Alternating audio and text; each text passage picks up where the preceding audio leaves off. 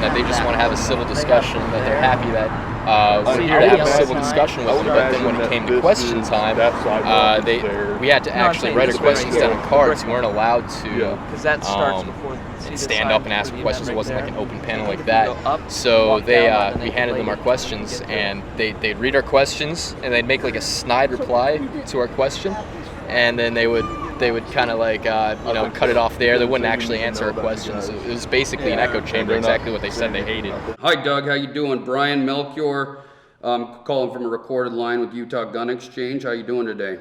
Oh, good, thanks. How are you? I'm good. I received a letter that you had sent to us, and I'm calling in response to that letter. Is right now a good time to talk? Sure.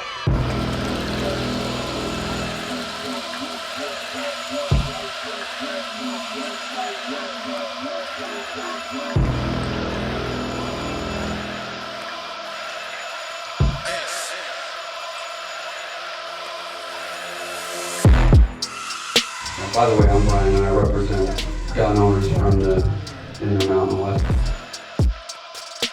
You guys, I wanted to extend my compliments to you.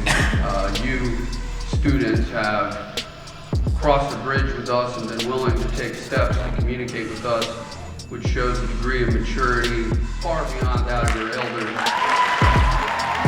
There's a genuine fear amongst gun owners that we would lose some of our rights under the Second Amendment. We represent this community of gun owners, and we are interested to hear what you have to say. What would you say directly to those gun owners right now? Where's the camera? Oh, okay. Ultimately, we are not against the Second Amendment. The Second Amendment is a God-given right, and it's not It is a God-given right. It does not come from government. That's what our founders said. As with every amendment, that there are reasonable limitations that can be placed to ensure that responsible gun owners are the only people that can have access to weapons like that.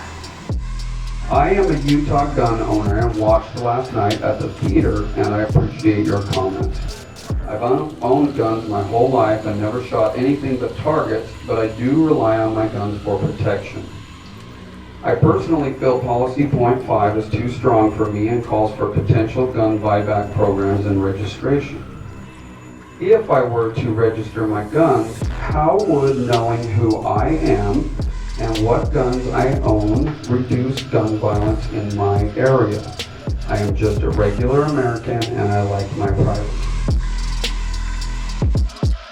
While we do understand the desire for privacy, because ultimately that is something that as Americans we do feel we have a right to. We don't think that responsible gun ownership is something that doesn't exist. We have no qualms with law-abiding citizens that achieve and purchase their guns in the correct way. We are not trying to go door to door and take everyone's guns back. We just want to limit the amount of guns that can get into the hands of people that will use them incorrectly. When I see events like this going on, it irks me because when my kids get to 16, 17, 18 years old, I don't want them to not be able to defend themselves when I'm not around. Well, if you look at what was going on down in Parkland, this is a lie. The law enforcement in that community didn't do their job. It was a whole crew that allowed this to go on, and they did not enforce the law. So ultimately this is about just making sure that we know who has a gun and we know that they are responsible and that they are supposed to have this gun because they are doing it through the right channels. That's really what this is all about. Who is the client?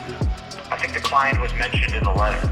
Well, it talks about faceless organizations. In our case, you know exactly who you're dealing with. I'd like to know exactly who I'm dealing with. Brian, I'm not going to have this discussion with you. If you want to respond to the merits of the letter in our conversation, that's fine. If you want to respond in writing, that's fine. If you don't cooperate, we'll do what we need to do. But I'm not interested in having a conversation with you about your agenda. I'm interested in having a conversation with you about the issues that we raised in our letter. Well, I'm in the business of crossing bridges and working things out, and that's what I'm calling to do. Look, I can hire lawyers too. That doesn't help solve problems.